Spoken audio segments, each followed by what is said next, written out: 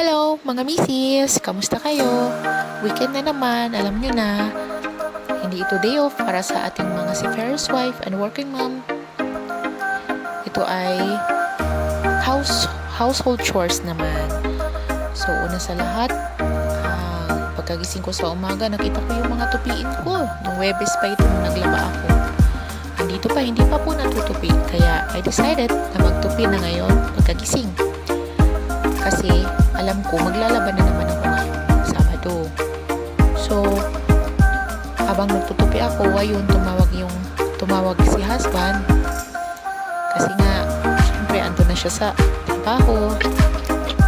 Naka-standby yan siya. Tumatawag, nakikimarites. Ayan, tupi ako ng tupi. Tapos ang iba kapag naiipon na, nilalagay ko na agad sa cabinet para mabilis. So, habang nagtutupi ako, ayan, ang dami kong iniisip, kung ano pa bang mga dapat kong gawin, ang dami mga reports, kailangan i-submit. Grabe, kakaloka. Minsan, hindi ko na alam kung paano ko babudgetin, kung paano ko maima-manage na matapos ko lahat agad.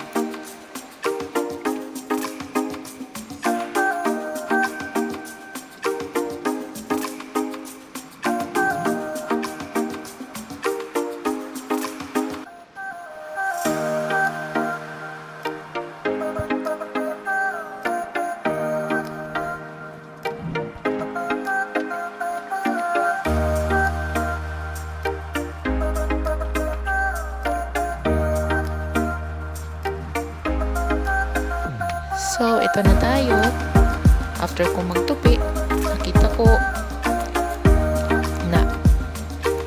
na parang may dumi na yung kama, yung cover ng kama. So, I decided na magpalit na lang din ng bedsheet.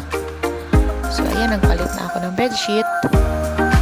Tapos, para malinis at mabango ulit ang higaan, diba? Syempre, kung ikaw higa, kung tayo higa, gusto ko yung mabango, maaliwalas, diba? Kahit naman sino. Yan, ayusin natin ang mga sinampay dyan, yung mga uniform. Mamaya, mamamalansya na lang ako mamaya ng uniform na anak ko, uniform ni Lian. Tapos, hindi ko alam kung anong kaya iniisip ko din that time kung ano kaya ulam namin. Mamaya na siguro ako pupunta ng palengke para mamili ng ulam. So, ayun na nga. Ayan, nagpaiba-iba na ako ng anggulo. Actually, bago ako nagtupi, inayos ko muna yung mga kama. Nire-arrange ko na naman yun sila. Diba? Sinong nakaka-relate dyan ng mga misis? Nag-arrange every week yata ako nagre-rearrange ng kama kung saan-saan ko na yan siya nilalagay. Pinipwesto.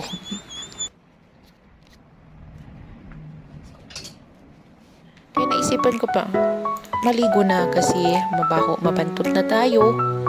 Ang dami ng pawis na lumabas, tumatagaktak na yung pawis, paulit-ulit. Tumatagaktak na yung pawis, kaya kailangan natin mag-freshen up. So, hindi ko na pinakita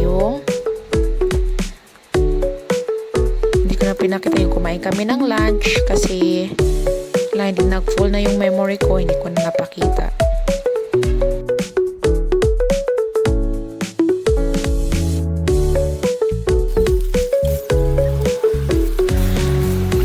So, kinahaponan, naisip ko na maglalaban yung mga bedsheet na tinanggal natin kaninang umaga.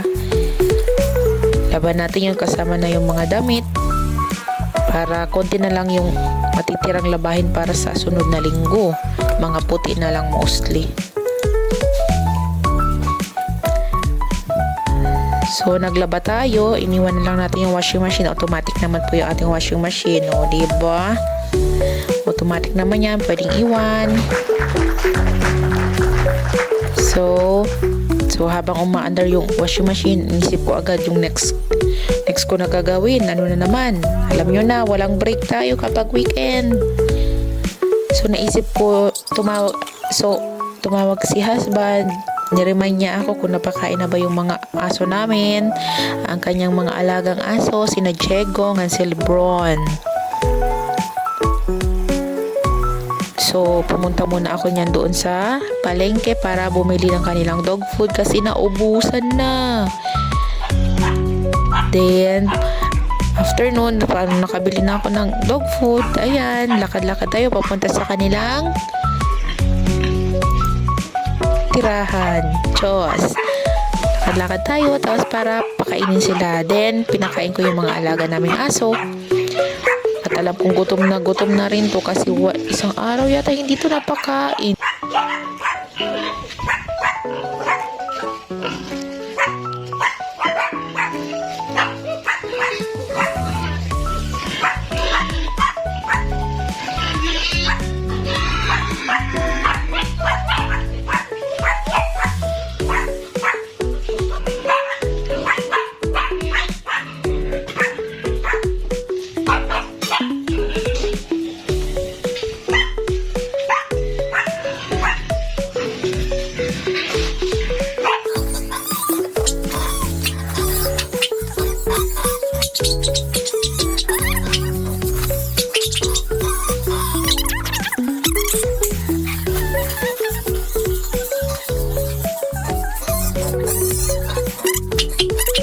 Nilabhan ko. Sinampay muna namin. Siyempre, tinulungan ako ng aking anak na si Lian. Kami ay nagsampay ng mga nilabhan. So, kita nyo, tumitingin-tingin pa siya, nag-hi pa siya sa camera.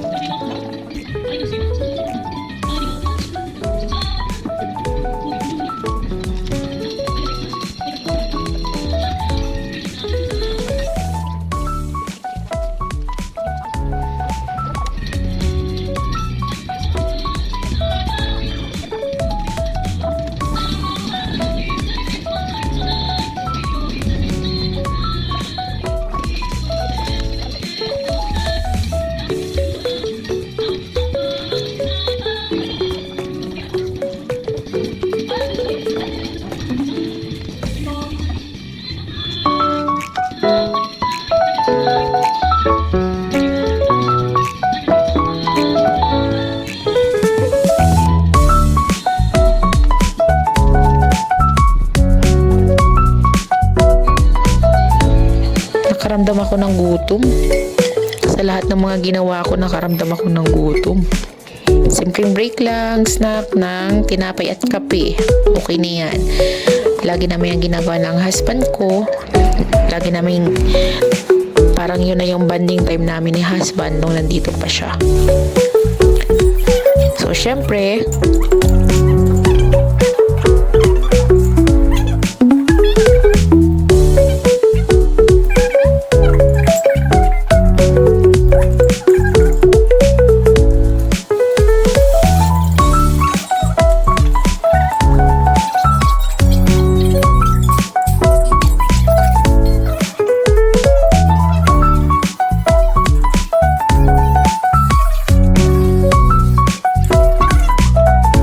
ito na naman tayo.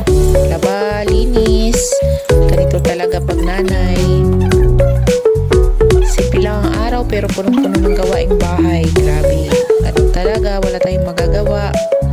Para ito sa pamilya, para sa ating anak. At syempre, para sa mahal kong asawa na nasa malayo. Okay lang kami dito.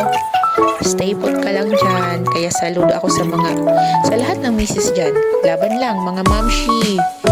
Weekend naman yan. Trabaho pa rin pero fulfilled ang puso natin. Sige, hanggang dito na lang. Until next time. Have a good day. Bye-bye.